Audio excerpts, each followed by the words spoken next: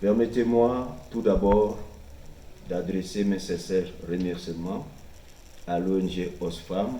C'est l'administrateur militaire adjoint du territoire de Mahagui qui a procédé au lancement des échanges entre les autorités territoriales et les acteurs communautaires, notamment les réseaux de plaidoyer des zones de santé de Rimba et Kambala au centre d'accueil de la Caritas Développement Mahagui-Nyoka. Ces échanges ont été inscrits dans le cadre du projet de la programmation de la protection basée sur la communauté à la programmation de la protection dirigée par la communauté, pilotée par Oxfam en partenariat avec Sobedec. Y ont pris part les autorités sécuritaires, acteurs de la société civile et des membres du réseau des plaidoyers. Mais pourquoi cet atelier a-t-il concrètement été organisé? Bonaventure Ungolombe, PCA de Sobedec et partenaire d'exécution d'Oxfam Grande-Bretagne. L'objectif de cet atelier, c'était de mener les plaidoyers constructifs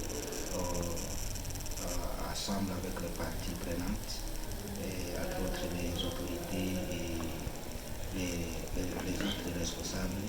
Et spécifiquement, c'est d'amener les parties prenantes à produire un acte d'engagement pour pouvoir diriger leurs interventions, coordonner les interventions à ce qui concerne les incidents de protection au niveau de la zone d'intervention au niveau local. 2 jours durant, les participants ont discuté sur les défis de la protection communautaire. Plusieurs incidents liés à la protection communautaire ont été enregistrés dans les zones de santé de Kambala et Rimba, a exposé Ouchamguiou Jean Espérance du réseau des plaidoyers. Suite à l'analyse genre et l'analyse protection menée dans les 2 zones de santé de Rimba et Kambala, nous avions eu, après analyse, à identifier certains incidents liés à la protection, notamment l'activisme de groupes armés et multiplicité des barrières illégales et puis persistance de l'insécurité dans les zones d'origine des déplacés et manifestation de troubles traumatiques récurrentes. Et il y a aussi présence de maisons de tolérance et pratiques de prosélytisme. Il y a des barrières illégales dans certains endroits et il y a persistance de l'insécurité dans les zones d'origine déplacées. Les travaux en Carrefour au premier jour, tout comme au second jour, ont accouché un acte d'engagement validé par l'ensemble des participants. D'où la satisfaction du responsable de la police en territoire de Mahagui, du chef d'antenne du programme de désarmement, démobilisation, réinsertion communautaire et stabilisation et des participants. Je vous garantis qu'on va essayer d'améliorer un peu notre prestation auprès de la population. Vraiment, je suis très, très satisfait de cet atelier.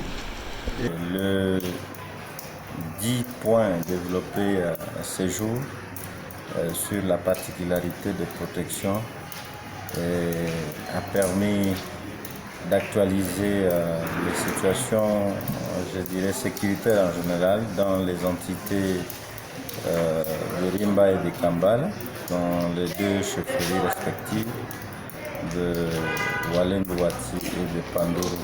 Donc, nous disons que nous sommes satisfaits. Intervenant pour la clôture des assises, Madame Aline, responsable Oxfam dans la province de l'Ituri, a salué l'engagement des parties prenantes.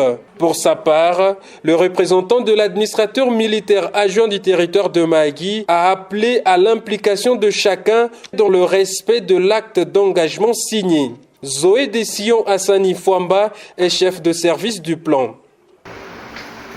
Cette rencontre marque un tournant, mais ne constitue pas une fin en soi. Au contraire, c'est un début d'un travail collectif qui nécessitera un suivi rigoureux, une collaboration étroite et un engagement de chaque acteur ici présent. La protection ne doit pas être une action ponctuelle, mais un processus ancré dans nos pratiques quotidiennes à tous. Enfin, je tiens à saluer votre dynamisme, votre engagement et votre esprit de collaboration. Grâce à vous, cet atelier a été un succès.